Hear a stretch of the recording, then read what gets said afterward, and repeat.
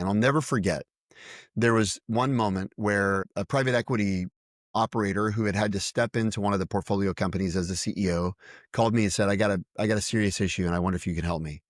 I said, yeah, what's up? And he said, I've had to step into this company and we've got a couple of really senior leaders who've been here for a while. They've had a liquidity event and they don't have the drive that we need. And it's been placed upon me to have the termination conversations.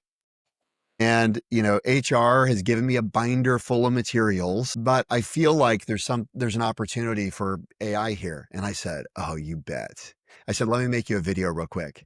So I quickly went to ChatGPT. I basically got ChatGPT to interview me to create a psychological profile of a person with whom I needed to have a difficult conversation. I then fed that profile into a new ChatGPT window and said, hey, play this role. And then I took it to voice and I role played a difficult conversation. And then I got the transcript and I took it to a third ChatGPT window and I said, you're Kim Scott, author of Radical Candor. I want you to give me brutally honest feedback about my approach to this conversation. Like all in, call it literally 10 minutes. I made a Loom video.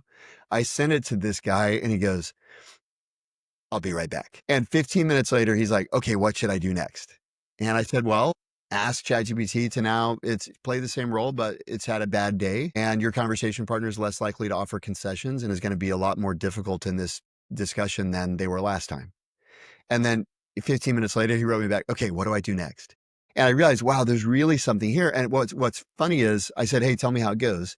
He wrote me the next Tuesday and he said, you'll never believe it. He goes, I had the termination conversation. It was a really productive, fabulous conversation. We're walking out in the hallway and the head of HR looked at me and said, that was the most effective conversation I've ever witnessed in the company. Which of our training materials did you find most helpful? And he said, Jeremy, I didn't have the heart to tell her that ChatGPT helped me.